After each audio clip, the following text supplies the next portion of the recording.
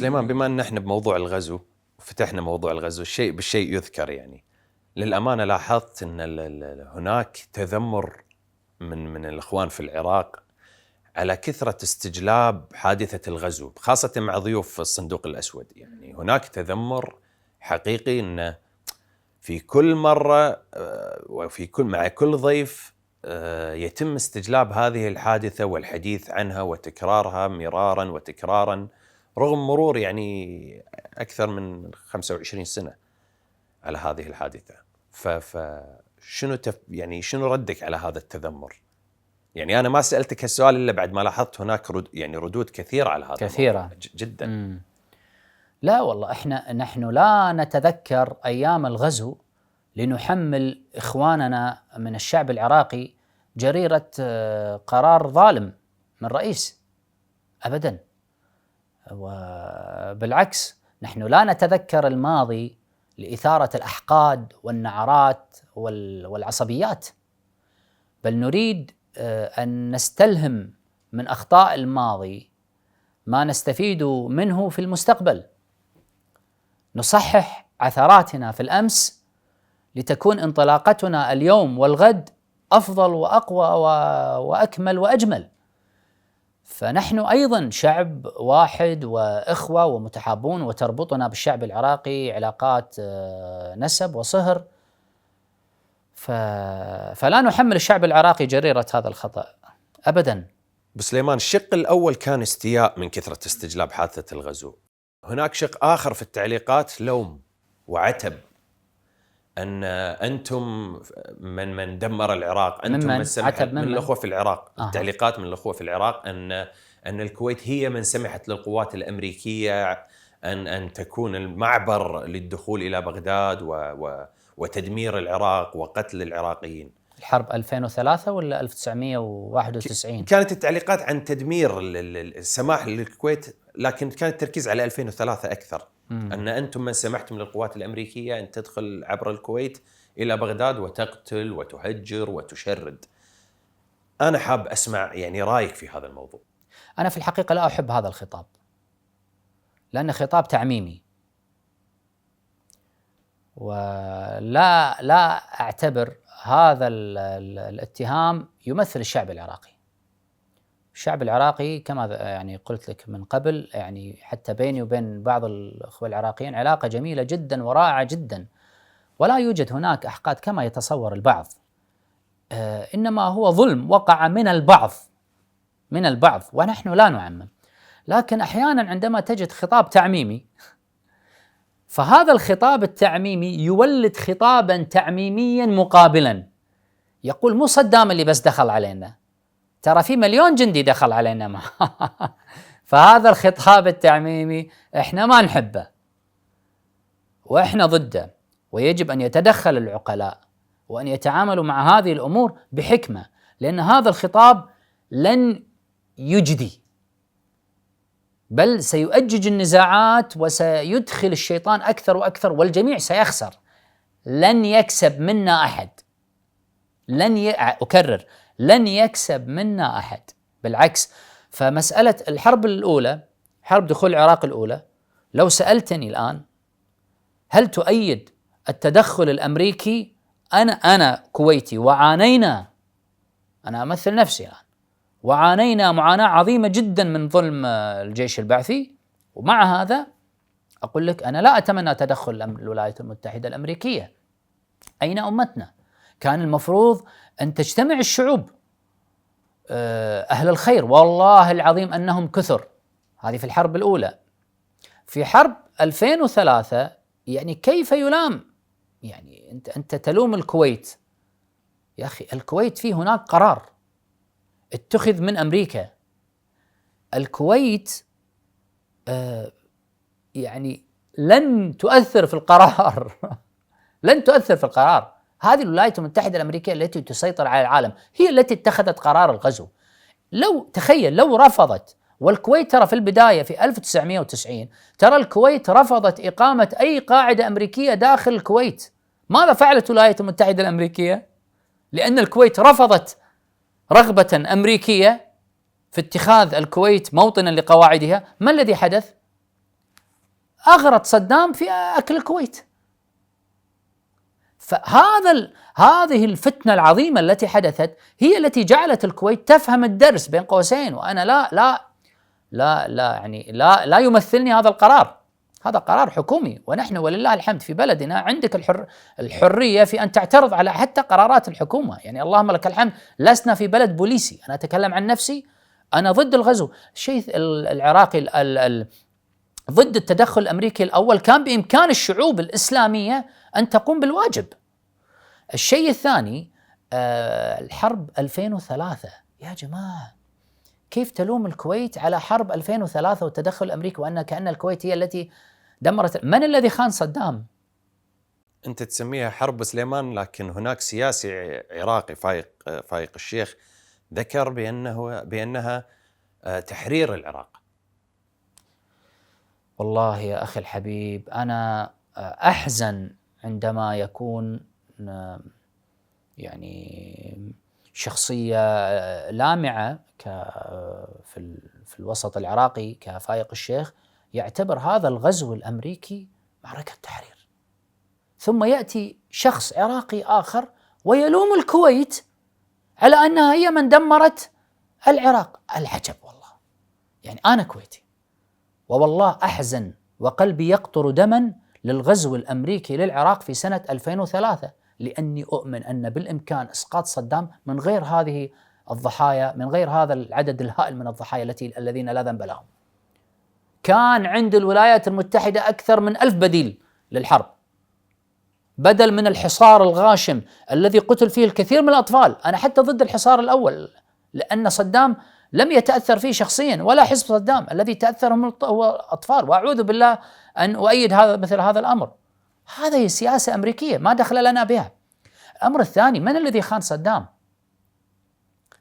الدائرة المقربة من الضباط المقربون من صدام العراقيون هم الذين خانوا صدام.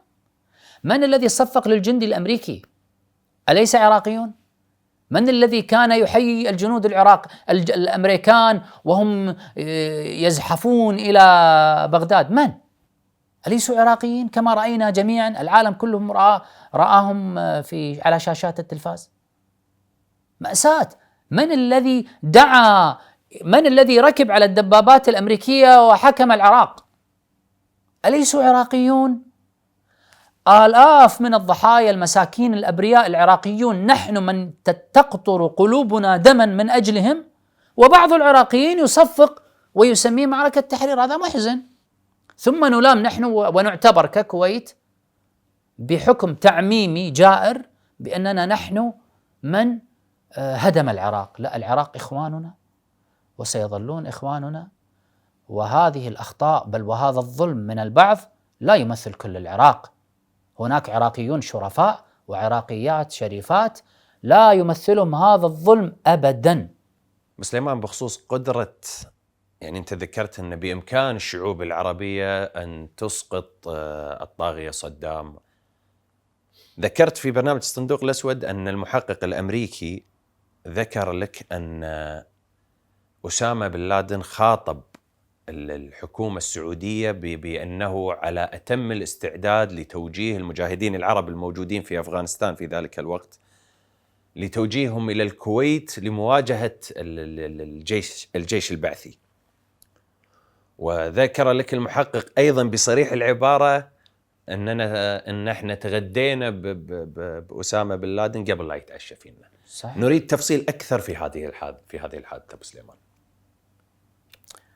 والله يعني لأن هناك، عفوا على المقاطعة، هناك من أنكر من بين الردود، هناك من قال أن هذا الكلام غير صحيح ولم يثبت أن الحكومة السعودية خاطبت أسامة بن لادن في هذا الشأن. بل كلام المنكر غير صحيح، بل هو أمر مثبت. يعني في لقاء الأمير تركي الفيصل، لقائه في سنة 2001 مع الMBC، أكد أن أسامة بن لادن عرض على حكومة المملكة أن يأتي بالمجاهدين العرب من أفغانستان إلى المملكة لقتال الجيش البعثي، وذكر بأن يعني غريك أنجر كذلك في كتابه آل بوش وآل سعود العلاقة الخفية بين أقوى عائلتين حاكمتين، ذكر وأكد هذه المعلومة بأن بن لادن عرض على الأمير سلطان بن عبد العزيز وزير الدفاع آنذاك أن يأتي بالمجاهدين العرب من أفغانستان إلى المملكة، وأكد بأن إذا كان هؤلاء بفضل الله سبحانه وتعالى كسروا الجيش السوفيتي، فمن يكون الجيش البعثي أصلا؟ يعني سيكسر وبكل سهولة بإذن الله. فالذي دحر الجيش الاتحادي السوفيتي لن يعجز عن دحر الجيش البعثي. والولايات، مما يؤكد يعني أن الولايات المتحدة الأمريكية التي عجزت كما نرى الآن عن استئصال طالبان وعادت بعد 20 سنة من القتال، هزمت وحطمت ودمرت الجيش البعثي الصدامي في غضون أسبوع واحد فقط، حتى لم يعد له أي أثر. فكان بإمكان الشعوب المسلمة المدافع عن كرامة الإنسان وكرامة إخوانهم المسلمين أن يحققوا هذا الهدف بأقل التكاليف وأقل الخسائر، ولنعيد كرامتنا يا رجل. فقدنا كرامتنا باستجلاب القوات الأمريكية، يعني لا يوجد فينا رجال، خلت الأمة من الرجال. عيب والله، عيب على الأمة. نأتي بالأمريكي ليقاتل بدلا عنا، أين نحن؟ سليمان، حتى نكون واقعيين إلى حد ما في ظل هذه الخيانات العربية اللي قاعدين نشوفها واقعيا، هل سننتظر 20 سنة؟ كوني أنا أتكلم ككويتي، هل سأنتظر 20 و30 سنة تقاتل فيها الشعوب العربية صدام حسين؟ يعني احنا نتكلم عن 8 شهور مآسي، آلام يعني عانى منها الشعب الكويتي. هل سأنتظر أنا 20 سنة أيضا لدحر هذا العدوان؟ أنا واثق تماما بإذن الله أنها لن تستمر سنة واحدة فقط، ثق من ذلك بإذن الله سبحانه وتعالى، لسبب بسيط، أن هذه الدول هي التي تملك النفط وهي التي تملك المنفذ البحري، فأنت تحاصر هذا الجيش الظالم الذي اعتدى على جارته. الأمر الثاني، وليكن كما قلت، والله العظيم بناء العزة والكرامة، أقسم بالله الحفاظ على العزة والكرامة أعظم من الحفاظ على مباني وأرواح، لسبب بسيط، أن الأرواح ستكون مهزومة أصلا من الداخل. يعني عندما نستجلب الجيش الأمريكي، لماذا لا تقول أمهات وآباء الجنود الأمريكان الذين جاءوا لقتال، لماذا لم يقل أحد منهم لا حرام وأبنائنا وليش يروحون هناك للموت؟ لا، ويحيونهم يقبلونهم يروحون، لأن في مصلحة للوطن. عيب على هذه الأمة يا أخي، أقسم بالله عيب. يعني كرامتنا وعزتنا دفنت، وئدت في ذلك اليوم عندما استجلبنا هؤلاء للدفاع عنا. نحن نستطيع، لكن لا تستطيع الشعوب من غير إذن القادة. نحن نريد القادة أن يعوا هذا الأمر، أن الولايات المتحدة الأمريكية هي تبحث عن مصالحها، وإن كانت قد ضحت برجالها المخلصين كالشاه، فلا يستبعدوا أن يأتي اليوم ليأتي دورهم هم. فالاعتماد على الله ثم على الشعوب أولى من الاعتماد على الولايات المتحدة الأمريكية. سليمان، ذات جلسة التحقيق مع نفس المحقق عيرك المحقق بأن الكويتيون كان من المفترض أن يكونوا آخر ناس يقاتلون الولايات المتحدة الأمريكية بحجة أنهم حرروا الكويت. رديت عليه أنت بأن أمريكا هي من أوعزت لصدام بدخول الكويت وأعطته الضوء الأخضر، واستشهدت بسفيرة أمريكا في العراق عبر الجلاسبي، صحيح، بأنها صرحت لصدام بأن الولايات المتحدة لن تتدخل في الشأن الداخلي بين دول المنطقة، وأنها هي والسفير البريطاني في العراق أخذوا إجازة قبل أيام من الغزو. كيف تقول أن الولايات المتحدة هي من أعطت الضوء الأخضر لصدام، ثم تأتي أمريكا هي اللي تقاتله بعد ذلك؟ كيف يتوافق هذا وذاك؟ لتدمير قوة العراق ولإيجاد موطن قدم في الخليج ولتدمير العلاقة بين الدول العربية والإسلامية، وقد نجحت في تحقيق كل هذه الأهداف. مع الأسف نحن ندرك تماما أنه ليس كل الشعب الأمريكي يتحمل جريرة هذه السياسة الظالمة،